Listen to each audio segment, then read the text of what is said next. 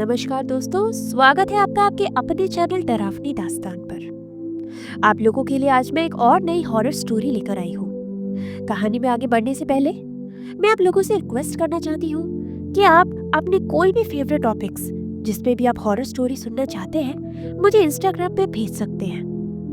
और अगर आप लोगों के पास कोई ऐसी रियल हॉरर स्टोरी है जो आपके साथ हुई या आपके आसपास में किसी और के साथ हुई तो वो भी मुझे शेयर कर सकते हैं। मेल आईडी भी डिस्क्रिप्शन बॉक्स में मेंशन है। और अच्छी बात यह है कि अब हमारी फैमिली 15,000 सब्सक्राइबर्स पूरे करने जा रही है।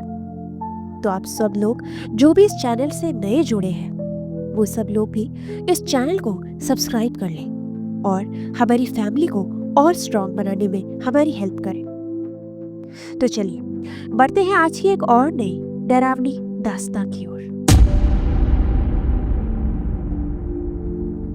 अमन, रोहित, विक्रम और सौरभ, चार पक्के दोस्त जो हमेशा एक दूसरे को चैलेंज देने में लगे रहते थे।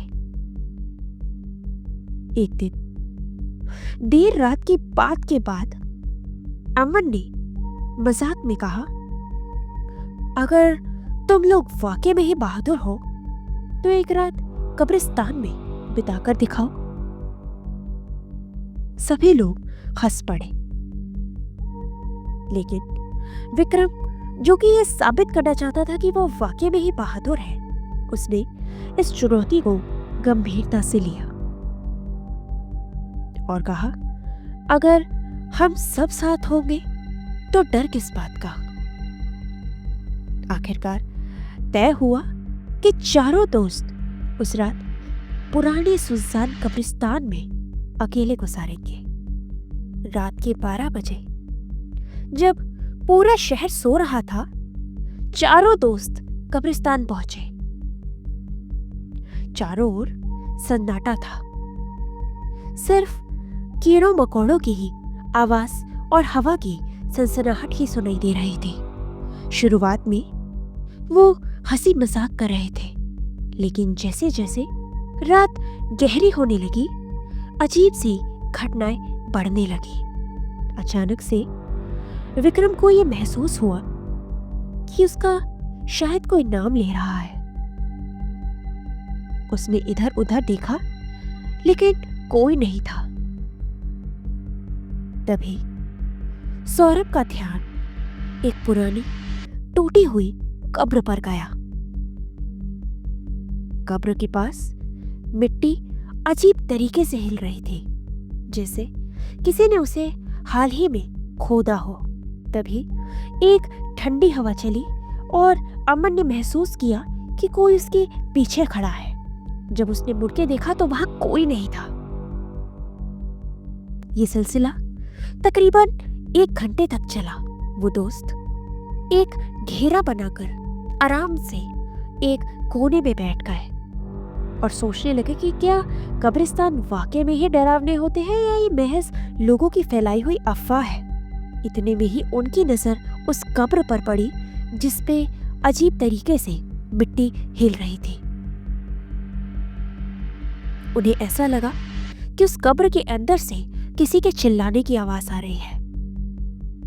वो सब दोस्त उठ खड़े हुए और बहुत ज्यादा डर गए, क्योंकि कब्र के अंदर तो मुर्दा को दफनाया जाता है, तो फिर कब्र के अंदर से ये आवाज कैसे आ रही थी।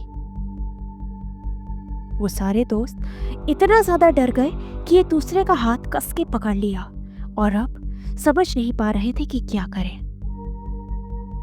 जैसे तैसे हिम्मत जुटाकर वो कब्र के पास पहुंचे, तभी वो आवाज धीमी और शांति में बदल गई। अंदर से आवाज आई कि मुझे बाहर निकालो। वो दोस्त समझ नहीं पा रहे थे कि आखिर ये हो क्या रहा है। एक मुर्दा आखिर बात कैसे कर सकता है। लेकिन उन चारों दोस्तों ने फैसला किया कि क्या पता इसके अंदर किसी को जिंदा दफना दिया हो, जिसकी वजह से अब वो बाहर निकलने के लिए चिल्ला रहा है। लेकिन अब जो वो लोग करने जा रहे थे ये उनकी जिंदगी की सबसे बड़ी गलती थी।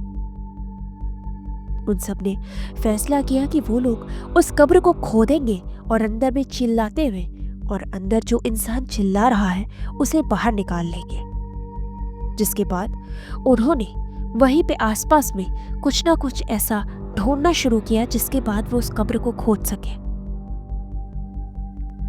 कुछ नहीं मिला तो उन्होंने अपने हाथ के कड़े और अपने गले में पहने हुए लॉकेट से ही उस कब्र की साइड की मिट्टी को खोदना शुरू कर दिया। तकरीबन 40 से 50 मिनट तक लगातार कब्र खोदने के बाद उन्होंने पाया कि वो कब्र अब जोर जोर से हिल रही थी। ये बहुत ज्यादा डरावना था और अब उस कब्र में से डरावनी चीखें आनी शुरू हो गई। अब वो कब्र जोर जोर से हिलने लगी और अंदर की चीखें भी और ज्यादा बढ़ गई।